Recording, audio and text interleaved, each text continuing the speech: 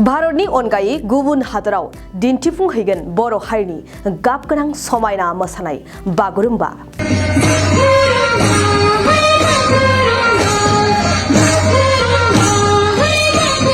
जेरावबो जेरैबो समायना बर'नि गाबगोनां बागुरुम्बा मोसानाय। बे बाथ्राखौ मख'नाया गोनांदि सा सानजा भारतनि देरसिन ट्राइबेल सुबुं बर' हारिनि सिनायथिया मोसानाय रोजाबनायनि हारिमुजोंबो मुलुगाव गोसारदों। थारैनो गोजोनथाव बाथ्रादि आसाम आयेन आफादनि मोनसे थान्दै हान्जानि जानानै बांलादेश हादराव मोसाना दिन्थिफुंगोन बर'नि बागुरुम्बा। बर'नि बागुरुम्बा हान्जाया फैगौ 18 नबेम्बराव बांलादेशसिम दावबायलांगोन होननानै सुलुङाव फोरमायदों। मिथिनो मोननाय बादिब्ला बांलादेशनि चिटांग हाजोआरि ओनसोलाव थानाय मैखोम बर' नखरफोरनि गामि खाग्राबारियाव बर'नि बागुरुम्बाखौ मोसानानै दिन्थिगोन। मख'नो गोनांदि आसाम आयेन आफादनि बुंथिगिरि बिस्वजित दैमारिनि दैदेननायाव एमएलए लरेन्स इस्लारि, जयन्त बसुमतारी, जलेन दैमारिजों लोगोसे गासै सा 35 एमएलएफोरनि मोनसे थान्दै हान्जाया बांलादेशआव दावबायहैगोन। भारत आरो बांलादेशनि गेजेराव थानाय सोमोन्दोखौ साबसिन खालामनो थांखिजों आसामनि थान्दै हान्जाया बांलादेशनि गाहाय मन्त्रि शेख हासिनाजों सावरायगोन।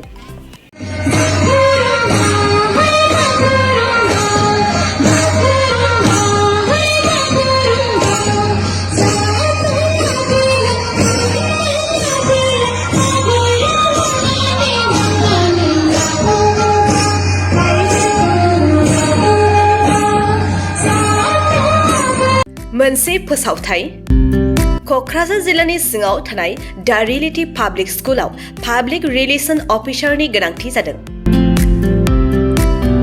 गोसो गुदुं बिजाथिफोरा थाबैनो जगाजग खालामनो हागोन। पाब्लिक रिलेशन अफिसारनि थाखाय बिजाथिया इंराजि आयदायाव एमए खालामनाय जानांगोन, नङाब्ला मास कमिउनिकेशन एन्ड जार्नालिज्म आयदायाव एमए खालामनाय जानांगोन। बिनि थाखाय जेबो एक्सपिरियेन्सनि गोनांथि गैया।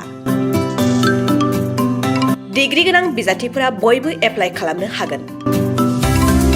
दान बान्थाखौ 15,000 निफ्राय 20,000 होनाय जागोन। गोसो गुदुं बिजाथिफोरा reality.publicschool@gmail.com आव मेसेज हरनो हागोन, नङाब्ला 9435293000 जानबुं अनजिमायाव जगाजग खालामहरनो हागोन।